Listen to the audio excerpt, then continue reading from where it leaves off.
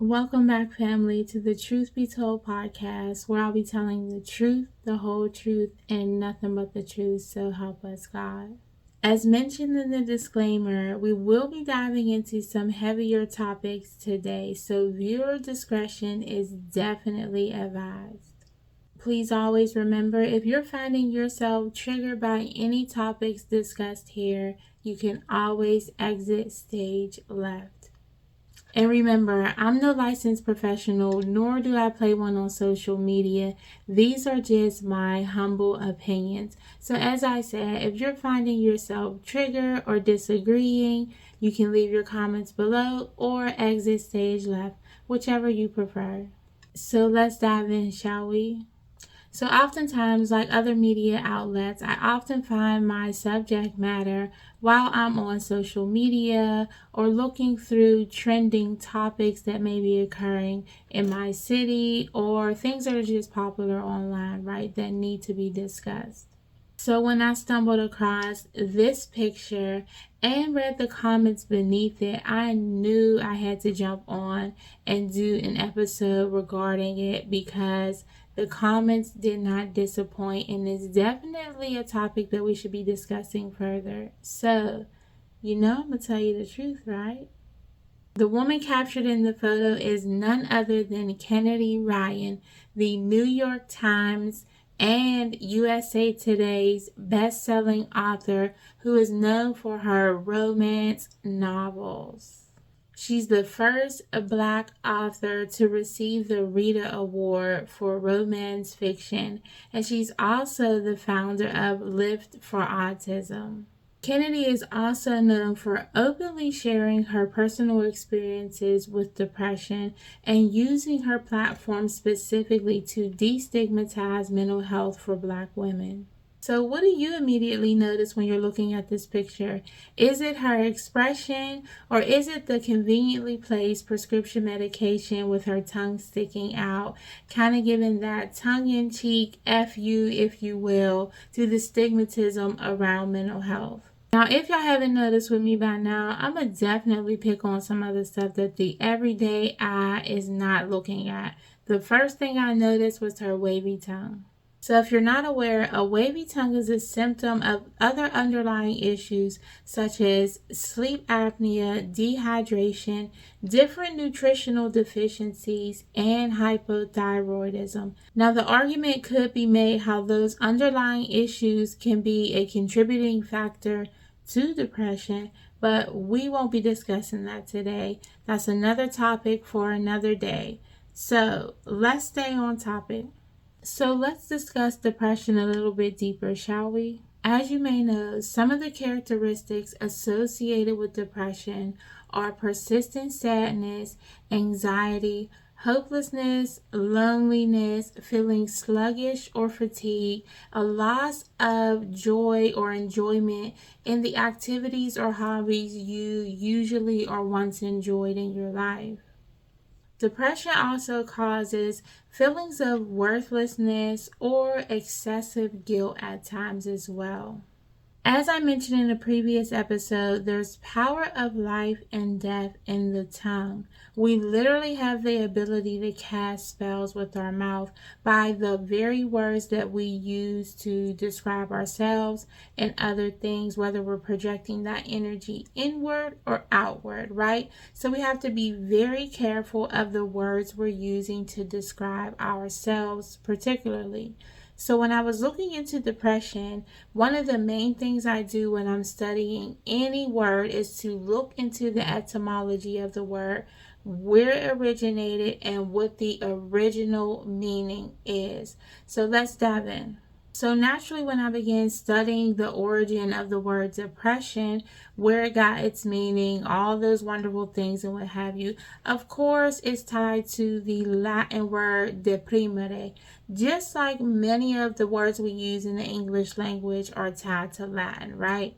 So, deprimere was a word used in the 1600s to describe the physical pressing down. So it literally means to press down In about 1620, though, they started using it to express the mental or spiritual state, with it taking on the meaning of lowered in spirit.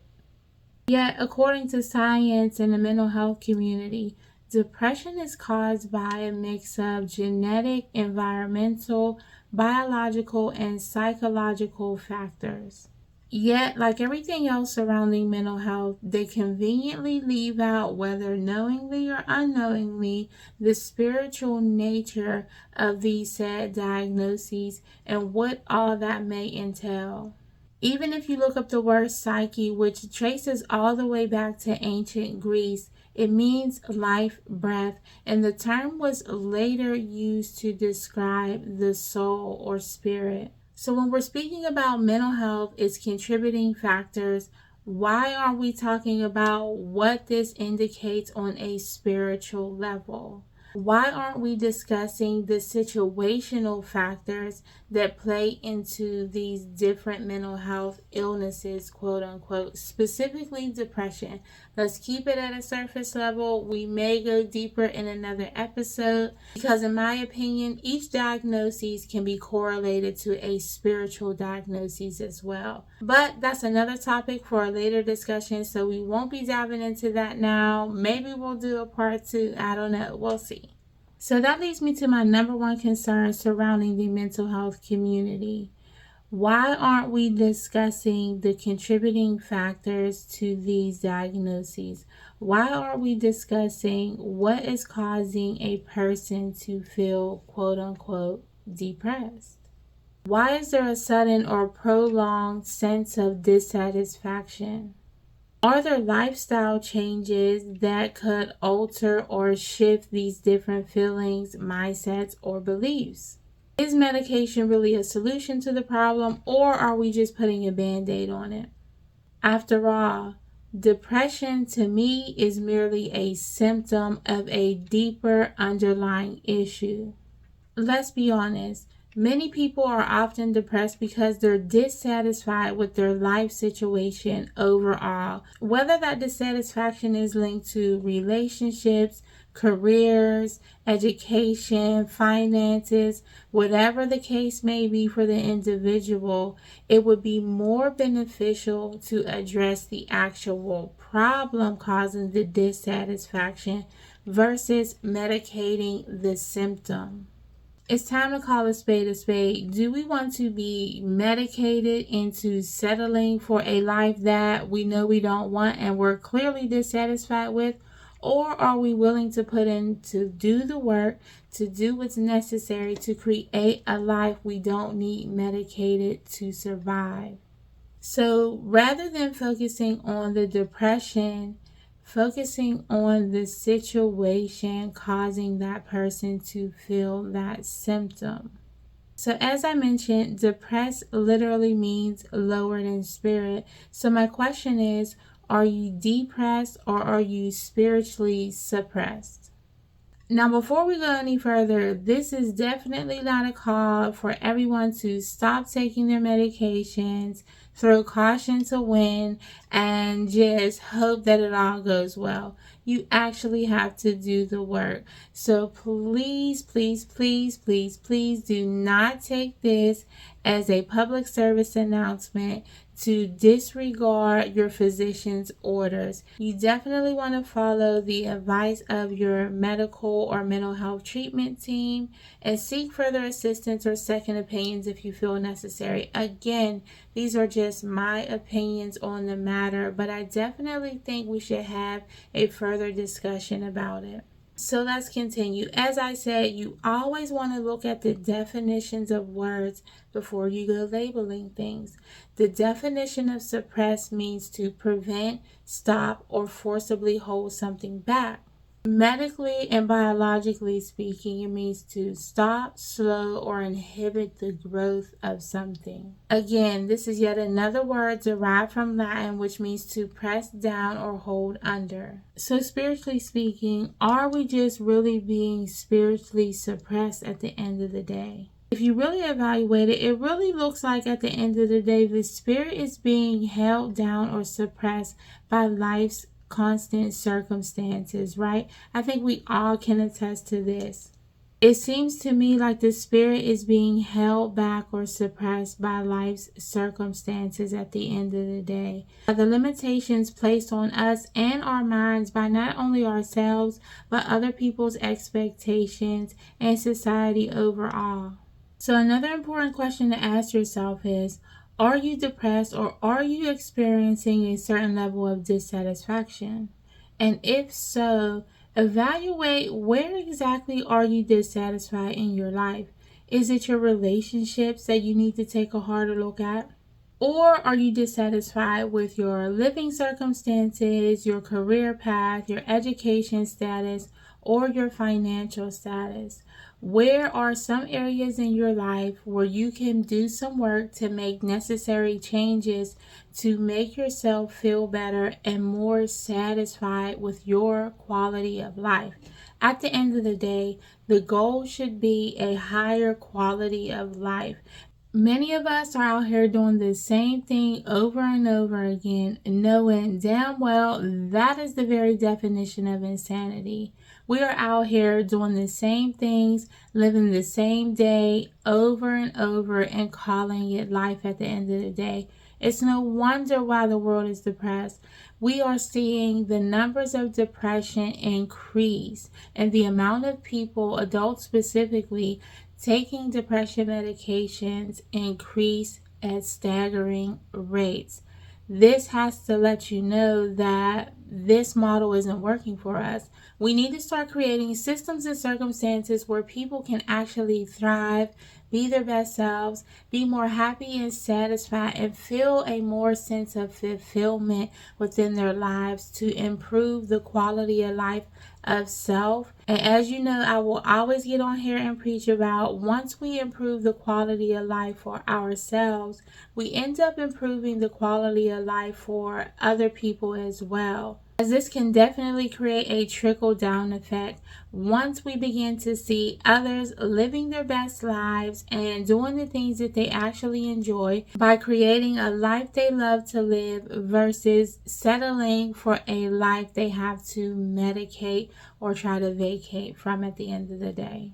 But let's not get it twisted. If you're not taking prescribed medications, many of us often resort to self-medicating with other substances and vices to numb ourselves or to give ourselves a false high, quote unquote, right? That should be an indication right there that your spirit is calling you higher. And now I can argue that they know that your spirit will want to go higher, so you are given all types of things to satisfy that instant gratification, that need to satiate the ego by way of your vices, television, food, whatever it may be. At the end of the day, we have to come to understand that we are meant to ascend higher than where we are right now. And your very dissatisfaction is an indication that your soul is calling you higher, that you're ready to elevate to the next level. Instead of suppressing yourself, suppressing those emotions, suppressing the call to ascend, to elevate yourself higher, into higher thinking, into an elevated sense of being, whatever may have you. Understand that those vices are the very thing that are keeping you back from ascending higher. So you may need to take a break from those things to see yourself clearly, to see the path more clearly, to see where your spirit is calling you to go.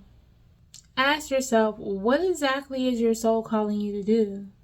I'm telling you now, you feel less connected to the people, places, and things around you because those are not the things that your spirit or soul is calling you to do. It's you that wants the fancy job with the title and the office and the cars and the house and the white picket fence and the 2.5 kids that is the so-called American dream and all the finances that come with it, right? Your soul wants nothing to do with that. Your soul is yearning for you to find and fulfill your individual purpose for being here on this planet at this important time. And your dissatisfaction is an indication of that, not a call to seek out a prescription or some sort of substance to suppress that notion. Your soul knows where it's intended to go. Your soul knows that you have an individual purpose here, and it is actually always pulling you towards that. So whenever you're in situations, circumstances, environments, workplaces, financial status, whatever may have you, whenever you're in those situations and circumstances and you're feeling dissatisfied, that right there is the indication that it's time to do the work to level up. The soul is actually trying to get you to go higher, to get you to ascend to the highest version of yourself, where you're operating at optimal levels in your highest calling, using your gifts to fuel your purpose, as I mentioned in previous episodes. The soul is trying to get you to pull away from the things that are leaving you dissatisfied, to pull away from the things, the people, the places, the environments, the situations, the circumstances that are leaving you dissatisfied. It is literally calling you higher, into different rooms, into different spaces, places with people that you may resonate more with.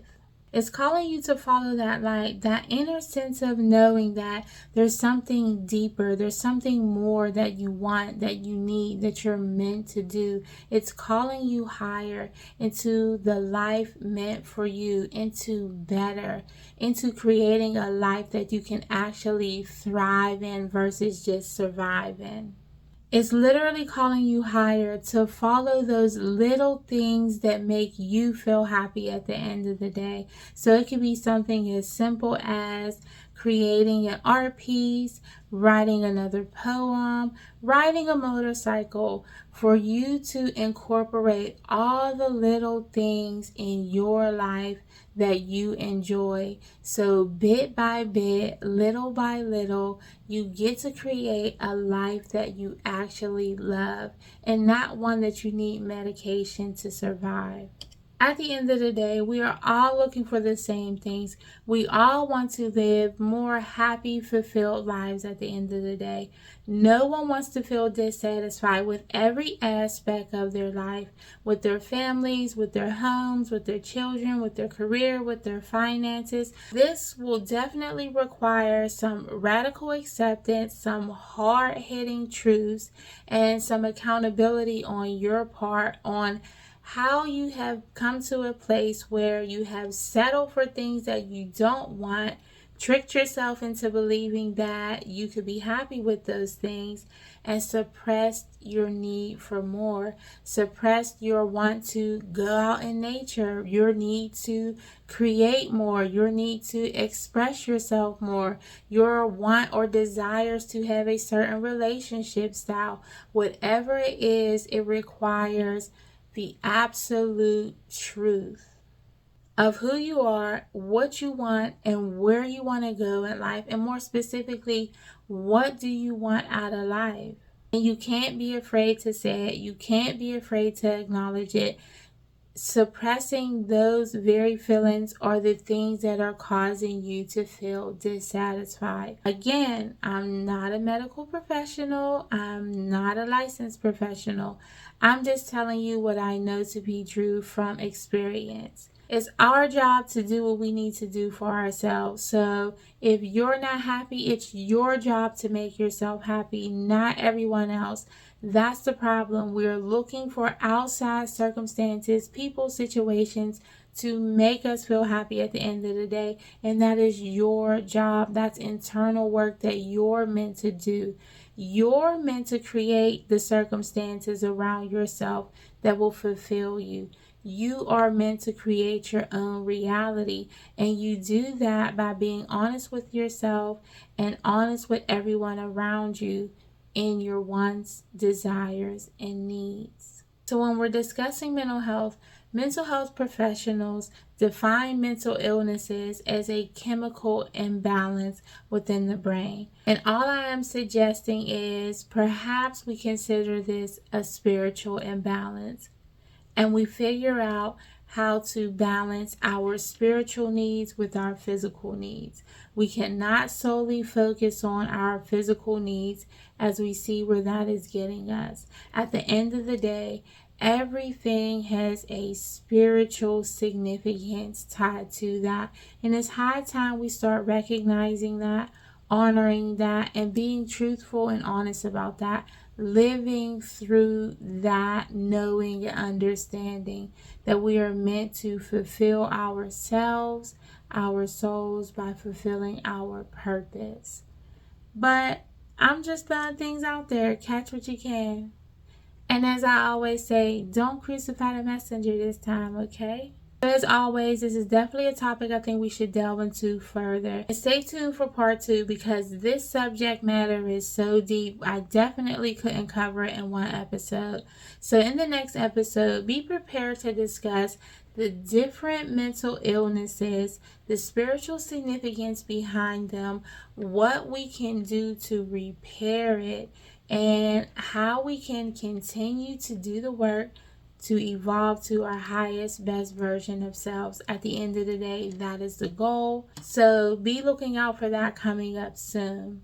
As I always say, truth without love is brutality. Love without truth is hypocrisy. And as y'all know, fools multiply when wise men or women are silent. So we mustn't be silent. We must tell the truth, the whole truth, and nothing but the truth, even when it hurts. Until next time, peace, y'all.